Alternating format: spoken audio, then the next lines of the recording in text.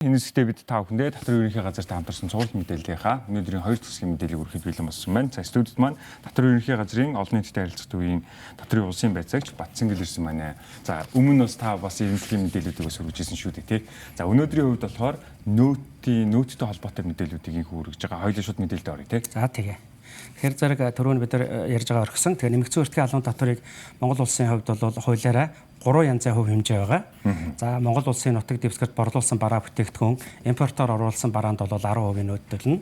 За экспортод одоо гаргаж байгаа аж ахуй нэгж бол тэг хувиар нөөттөлнө. Нэг экспортыг дэмжих бодлогын хүрээнд тийм ээ.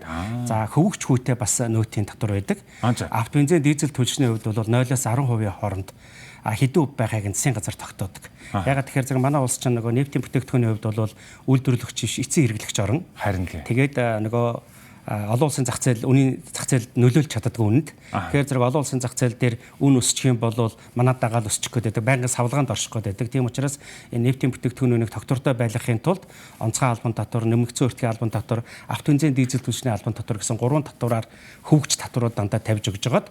Тэгээд нөгөө олон улсын зах зээл дээр үн өсөх юм бол татвараа бууруулад үн буурах юм бол татвараа нэмээд нөгөө жижиглэн худалдаалах үнийг нь одоо тогтмол барихыг одоо зорж идэг. Ийм бас нэг байгаа. Тэгэхээр зэрэг энэ дээр нөөттөр бол яг 0-10% оронд хүүгч хүү тавьж өгдөг ийм зүйл байж байгаа. За хүүгч гэдэг нь ойлголоо. Тухайн үеийн зах зээлийн ханшаасаа хамааруулаад засгийн газар одоо хэдэн хувиар байх уу гэдгийг нь тогтоогод өгч идэг гэсэн үг. Тэгэхээр зэрэг энэ 10% болон тэг хөв гэсэн байгаа тохиолдолд энээсээ үүдээд нөгөө аж ахуй нэгж дээрх нөөтийн тооцоолол нөөтийн дарамт нь мэдээж өөр болно. Тэг хөв байгаа тохиолдолд тэр чинь аж ахуй нэгжийг татварын бодлогоор дэмжиж чинь гэсэн үг байхгүй юу? Экспортод бараагаа гаргаж байгаа тохиолдолд нөгөө борлуулалтанда тэг хувиар ногдуулчихаар татвар төлөхгүй гэсэн үг. Эсвэргээрээ худалдаа авалтандаа нөгөө 10% хасалтаа хийчихээр энэ тэг хувийн одоо татвар төлж байгаа аж ахуй нэгжүүд бол за зөвхөн одоо энэ төрлийн бүтээгдэхүүн үйлчлэгээ үзүүлдэг бол үндсэндээ дандаа нөөтийн авлагатай буюу татвараас авлагатай гардаг. Буцаан олголтууд аваад байдаг гэсэн үг. За хоёулаа тэгэхээр буцаан олголт ярихаас өмнө энэ хувь хэмжээг ярихгүй бол ерөөсөө болохгүй юм байна тий. За тэгэхээр зэрэг 10% тай аж ахуй нэгжийн хувьд бол яг хөөр зэрэг за борлуулалтанда 10%-аар ногдуулна. Худалдаа авалтандаа 10%-аар хасалт хийлгэн нэг хүснэгт байгаа.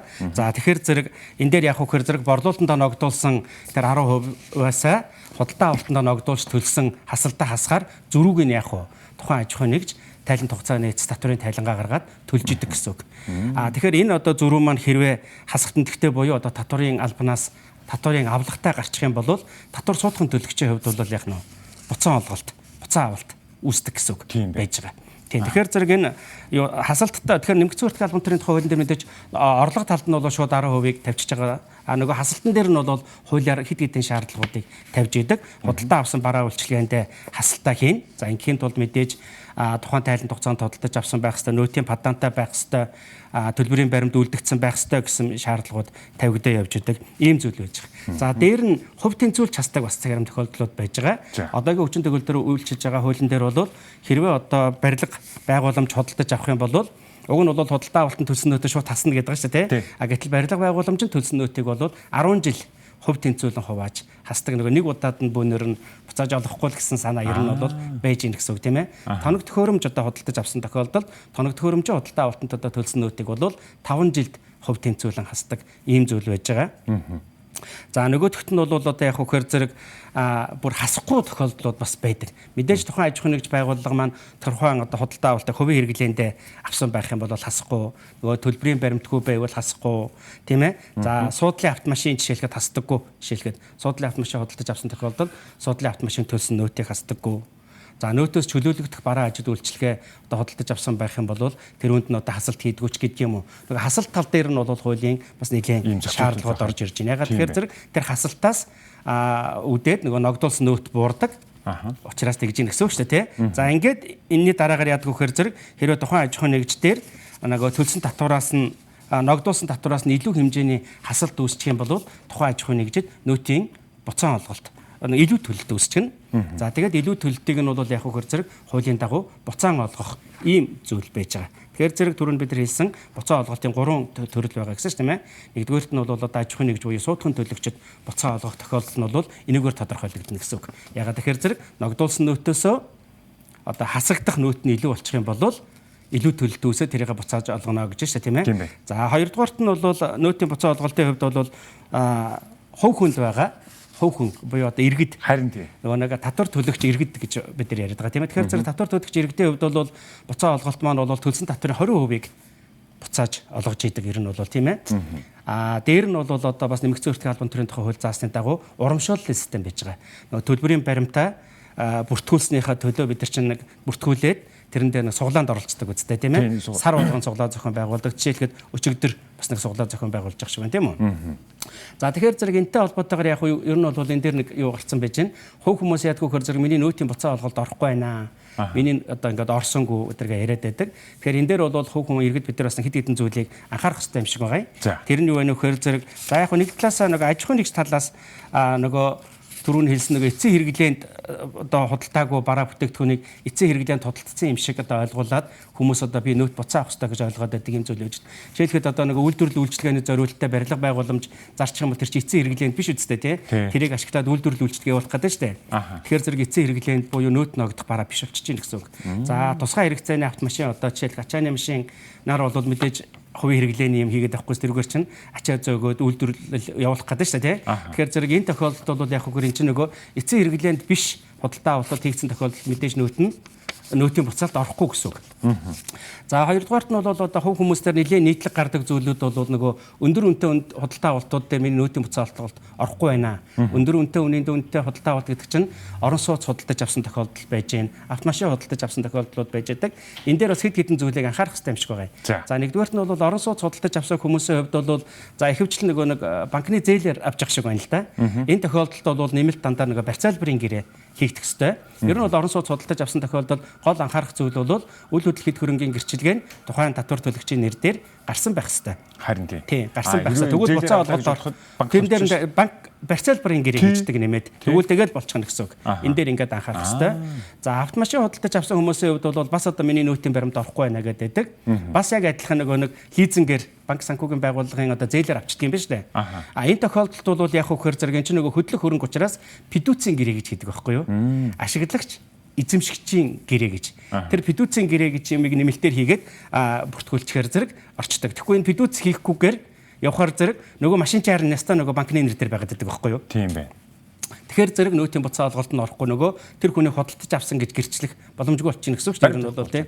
За бас нэг анхаарах хэрэгтэй зүйл нь юу вэ нөхөр зэрэг одоо жишээлбэл бидний л алдаа юм шиг байгаа. Одоо ингээд автомашин ингээд худалдаж авчгаад одоо би өөрийнхөө нэр дээр бүртгүүлчихэд нөөтийн баримтаа болохоор их нэртэй өгчдөг. За бүртгүүлчихээрэй гэдэг. Ингээр чин зэрэг яаж вэ нөгөө худалдаа авч болон нөгөө эзэмшигчийн мэдээлэл зөрчиж штэ. Тийм бэ. Тэгэхээр зэрэг энэ одоо бас асуудал үүснэ ч гэдэг юм уу тий. Худалдаа авчийн мэдээлэл зөрүүтэй. Ер нь бол манад нэг дэн түгээмэл байгаа одоо гэр бүлийн одоо эзэгтэй голчлон бүртгүүлээ явчихдаг ч байдаг юм нөгөө баримтаа тий. Иймэрхүү зүйлүүд байж идэг. За дамжуулсан борлуулалтын хувьд хит өндөр хэрэглээ бас зарим тохиолдолд бол асуудал үүсдэг. Өөрөөр хэлэх юм бол сард би 10 тонн будаа идсэн гэж бүртгүүлээд байвал болохгүй худалдаж авч ирсэн. Тэгэхээр нэг одоо шүлжээний бизнес хүч гэдэг юм уу те нөгөө жижиг бизнес эрхлэгчд яадгүй хэр зэрэг нөгөө баримтыг нь их хвчтэй өөр дээр авч үлжиж байгаадаа бүртгүүлээд байдаг. Ийм тохиолдлуудд бол нөөтийн буцаа олголт дээр бас нөгөө хувь хүн дээр хамааралтай бас нэг жоохон анхаарах хэрэгтэй зүйлүүд гарч ирээд байдаг. Тийм байна. Дээр нь бол яг бас хувь хүнээс шалтгаалсан нэг зүйл юу байдгүй хэр зэрэг нөгөө дансны дугаар өөрчлөгдсөн нөгөө хувийн мэдээлэл өөрчлөгдсөн тохиолдолд тэрийг маш одоо хурдан одоо яахгүй бол бас болдгоо. Ягаад тэгэхээр зэрэг ер нь бол нэмэгдсэн өртгийн албан төрийн тухай хуулийн дээр заасны дагуу энэ нөгөө хувь хүний буцаа олголтыг бол иргэн уг нь өөрөө хянах боломжтой баримтын системээр орж байгаа буцаа олголт цонхоор. Байдаг юм билүү байдаг. Тийм нэг 8 юу байдаг шүү дээ төлөв байдаг. Тэгээ тэн дээр ер нь бол яг хуу ямар төлөвүүд голдоо анхаарах хэрэгтэй байдгүй хэр зэрэг бид нар нөгөө банкны данс ялангуяа зөрчсөн тохиолдолд мэдэгдэл очдог. Тэгээ мэдэгдэл очсноос 15 хоногийн дотор мэдээлэл засахгүй бол нэг санхүүжилтөнд буцаагаад татагдчихдаг. Нэг ийм зүйл байдаг учраас энийг бас ер нь анхаарах хэрэгтэй. Тэгэхээр зэрэг хоёр дахь нь бол энэ хувь хүнд олгож байгаа буцаа олголт байж байгаа юм. За гурав дахь нь бол яг хоо жуулчинд олгодог буцаа олголт байж байгаа. Сүүлд одоо 23 оны 5 сард өөрчлөлт орсон. Нэг удаагийн худалдаа авалтаараа 500 мянгаас дээш үнийн дүн бүхий худалдаа авалт хийсэн жуулчин маань одоо гадаад иргэн маань 90 хоногийн дотор буцаад Монгол улсын хилээр гарах юм бол гайлын бүсийг нэвтэрснийхаа дараагаар бол яг нь тухайн худалдаа авалтанд одоо төлсөн нэмэгдсэн өртгийн албан татвараа 100% буцаагаад авах боломж нь бол байж идэг. 100% буцаагаад авчдаг. Гэсэн ийм зүйлээ. Тэгэхээр ийм төрлийн 3 төрлийн буцаа олголт байна. Байна гэсэн юм тий. бид нар ч бас гадны улс орондоос ингээл явж байхад яг энэ буцаа олголтуудаа ингэж авдсан шүү дээ. Би ямар нэгэн байдлын өөрөөр тий худалдаа авалтууд хийснийхаа дараа такс рефанд гэл тий яг аэропортууд дээр ч юм уу худалдаа авалт зарим газрууд бол шууд паспортоо үзүүлээ шууд одоо юу гэдгийг шимтгэлүүдийг хасаад авах ч юм уу тиймэрхүү тохиолдолдсон байгаа. Тэгэхээр манад бол байдгүй байж байгаа сая сүүлд одоо нэгдсэн хүртэлх албан төрийн тухай хууль орсон өөрчлөлтөөр 23 онд орсон өөрчлөлтөөр гадаадын хэмжээ олчид ингэж болсон. Энэ дээр бол нэг л үндсэн шаардлага байгаа. Нэг удаагийн худалдаа авалтын дүн 500 мянгаас дээш байх хэрэгтэй. Тэгжиж одоо нөгөө буцаа авалт авах боломжтой бүрддэг. 500 мянгаас доош дөнгөөр худалдаа авалт хийгээд их юм бол тэр зуулчинд нөгөө буцаа авалтанд орохгүй гэж байна шүү дээ. Тийм энэ бол яг хөр зэрэг нөгөө засгийн газрын тогтоолоор ингээ 500 мянга гэдэг ингээ батаад утсан ийм зүйл үүсдэг. Магадгүй таны одоо шинэ иргэн тойронд ч юм уу юу гэдгийг ингээд нөгөө жуулчд ирж байгаа, хүлээж авж байгаа, магадгүй аялал жуулчлалын чиглэлээр ажилладаг хүмүүс бол энэ талын мэдээллийг бас сайн нөгөө жуулчдтай өгөх зүйтэй юм байна. Тийм гэсэн үг. Тэгвэл тухайн иргэн худалдаа авалтанд төлсөн нөөтөө 100% буцааж байгаа. 100%. Бид бол 20% буцааж авч байгаа шүү дээ. Тийм. Тийм. За энэ хэсэг дээр өөр нэмэлтээр хоёулын ерөнхийдөө энэ хэсгийн мэдээлэл нь дуусах гэж байна. За яг ингээ буцаа олголтын хувьд бол ингээ болчтой. За нэмэгдсэн хүртэлх албан төрийн тухай хуулийн дээр бол ерөнхийдөө нөгөө чөлөөлөлтийн нэлээ хөнгөлөлт гэдэг зүйл ер нь бол байхгүй. Чөлөөлөлтийн нэлээ олон заалтууд байж байгаа. Яг иргэдтэй холбоотой гэх юм бол ер нь гайлын байгууллагаас одоо нөгөө баталсан үнийн дүн бүхий бараг татваргүйгээр нэвтрүүлгийг зөвшөөрж идэг. Энэ дээр хоёр зүйл байдаг. Нэгдүгээрт нь илгээмж. Шуудын илгээмжийн хувьд бол хөдөлмөрийн үйлсний доод хэмжээг 10 дахин нэмэгдүүлсэн гэдэг чинь хөдөлмөрийн үйлсний доод хэмжээ одоо 792 байгаа гэсэн 7,920 мянган төгрөгийн үнийн дүн бүхий илгээмж бол яг нөө татваргүй нэвтрэх нь байна. Компьютер бол зөөврийн компьютерийн хувьд бол 30 дахин гэдэг 21 сая бараг 24 сая болох чинь гэсэн үг тийм ээ. За дээр нь бол иргэдийн хувьд бол яг хөр зэрэг нөгөө чөлөөт бүсээс худалдаж авсан 3 сая төгрөгийн үнийн дүн хүртэлх бараандаа бол татваргүйгээр нэвтэрч идэг ийм зүйл байж байгаа. Энэ чинь бас тоо хэмжээ байдгүй юм тийм. 3 сая. Тийм бэ. Тийм. Ямар азар тэр нь хөрөхгүй л тэгээ шууд нэвтрэл орж ирсэн байна шүү дээ. Хэрвээ эн чинь сая 3 саяас нэвтэрчих юм бол тэгвэл тэгээд давсан дүндээ татвар ногдоод нөл гэсэн үг юм байна. Тийм байна. Саяын тэр 10%-аас давч 10 дахин нэмэгдүүлсэн дүнгээс давсан шуудын илгээмж дээр бол бас татвар ногдоод хэлнэ л гэсэн үг. За маш их баярлалаа. Та дараагийн сэрийн ямар мэдээлэл өгүүлээ?